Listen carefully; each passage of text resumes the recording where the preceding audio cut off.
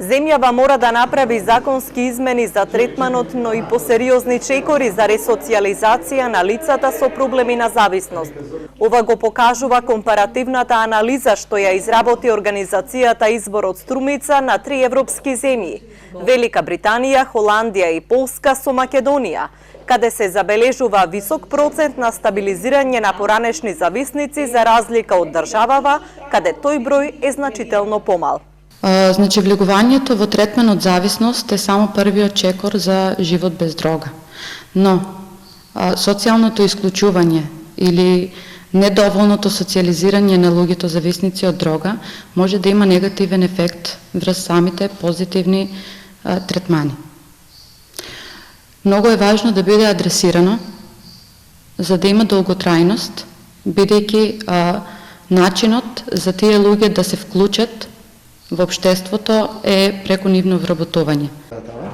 Во тераписката заедница Покров кај селото Баница во моментов има сместено 20 лица кои се во процес на третман за рехабилитација и ресоциализација.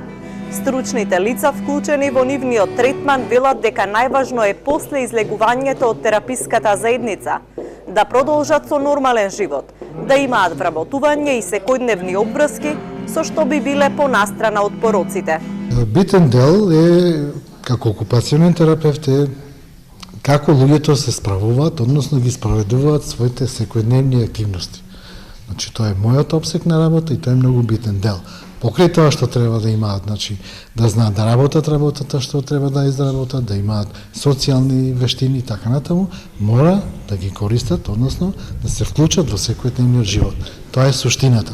Затоа што се работи за многу долг процес, многу макотрпен процес во нивната рехабилитација, ресоциализација, се работи на тоа да може да се соочуваат со секојдневните проблемски ситуации кои што се доаѓаат и на работните места, но и надвор од тие работни места. Избор заедно со 6 граѓански организации спроведуваат проект финансиран од УСАИД, преку кој веќе вработија 6 лица поранешни корисници на супстанци.